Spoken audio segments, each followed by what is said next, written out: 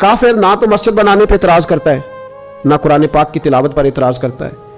वो जब भी कोई बात करता है, जब भी कोई माज़ अल्लाह खाके छापता है, वो रसूल पाक की छाप देता है। गड़बड़ जब भी होती है ज़ाते रिसालत के बारे में होती है, इसलिए कि इस दुनिया में मार्फत इलाही का सबसे बड़ा जरिया मेरे नबी पाक की ज़ात है। अल्लाह ने कहा या अय्युहन नासु कद जाकुम बुरहानुम मिर रब्बिकुम, फरमाया ये जो मैंने तुम्हें अपना रसूल अता फरमाया है लोगों, ये मैंने अपने रब होने की दलील बना के तुम्हें अता फरमाया। ये काफिर अच्छी तरह जानता है कि जो नबी पाक तक पहुंच गया वो अल्लाह तक पहुंच गया, जो हुजूर तक चला गया वो रब करीम तक चला गया। सहाबा कराम ने अर्ज किया था या रसूल अल्लाह सल्लल्लाहु अलैहि वसल्लम, रब से मिलने को बड़ा दिल करता है, बड़ी देर हो गई नमाज पढ़ते, इबादत करते, रोजा रखते, तस्बीह पढ़ते, अब दिल करता है उसको देखें भी, उसको देखें भी। तो रब करीम ने फरमाया महबूब जब मेरे बंदे तेरे पास आके मेरा पता पूछे तो उनसे कह दो मैं करीब ही हूँ।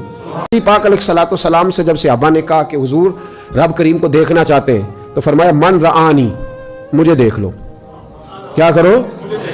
मुझे देख लो। जिसने मुझे देखा फकद राअल हक, उसने रब देख लिया है। वो एक शख्स की बीवी फौत हो गई, 8-10 साल का बच्चा था, तो उसने शादी कर ली।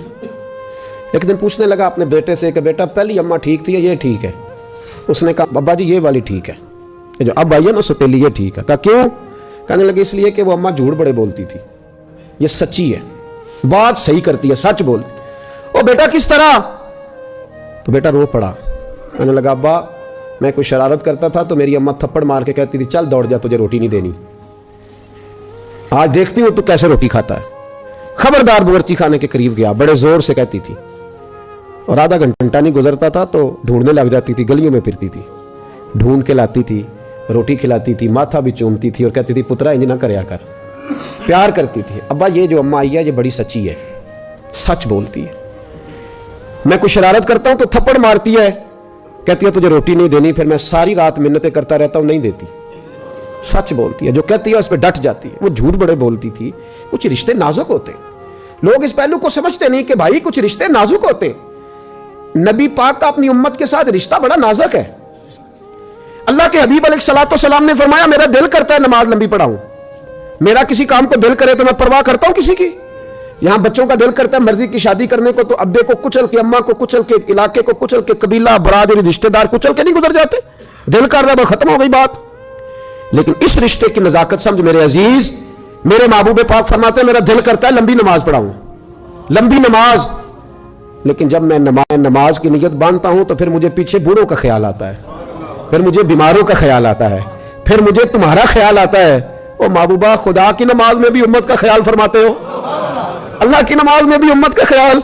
मेरा हुजूर फरमा रहे हैं तुम्हें क्या पता मेरा तुमसे रिश्ता ही बड़ा नाजुक है। इस रिश्ते में नजाकत देखे ना, हुजूर ने फरमाया मेरा दिल करता था कि तहज्जुद की नमाज फर्ज कर दूं। हुजूर फरमाते हैं मेरा दिल करता था कि तहज्जुद की नमाज फर्ज कर दूं, पर मेरी उम्मत को तकलीफ होगी, थके मजदूर नहीं उठ सकेंगे, गरीब लोग नहीं उठेंगे। फरमाया मैंने अल्लाह की नमाज तहज्जुद मैंने फर्ज नहीं की, मैंने तुम्हारा ख्याल किया है, मैंने अपनी चाहत नहीं देखी, गोया तुम्हारी नींद देखी है। दिल करता था हर वजू के साथ मिसवाक जरूरी करार दे दूं, पर मैंने अपनी चाहत नहीं देखी, तुम्हारी आसानी देखी। और मेरे नबी पाक अलैहिस्सलाम ने फरमाया मेरा ज़ाहिरी तौर पे तुम्हारे बीच रहना भी तुम्हारे लिए बेहतर, और मेरा कब्र में जाना भी तुम्हारे लिए बेहतर। या रसूल अल्लाह यहां रहना तो समझ में आता है, वहां भी बता दे। कभी किसी ज़ईफ रवायत में भी नहीं पढ़ा कि अम्मा कब्र में जाके बच्चों के लिए दुआ करेगी, नहीं पढ़ा। लेकिन मेरे नबी पाक अलैहिस्सलाम ने फरमाया मेरा जाना इसलिए बेहतर है कि मैं जब कब्र में पहुंचूंगा ना तो तुम्हारे अमाल मुझ पर पेश होंगे, अगर अच्छे होंगे तो मैं सजदा शुक्र अदा करूंगा, और अगर मुझे पता चला कि कब्र में के फलां के अमाल गलत है तो फरमाया मैं कब्र में भी उसकी बख्शिश की दुआएं मांगूंगा। इसलिए कि जो रिश्ता नबी का उम्मती से है और उम्मत का रसूल से है, उसकी नजाकत को सिर्फ गुलाम जान सकते हैं।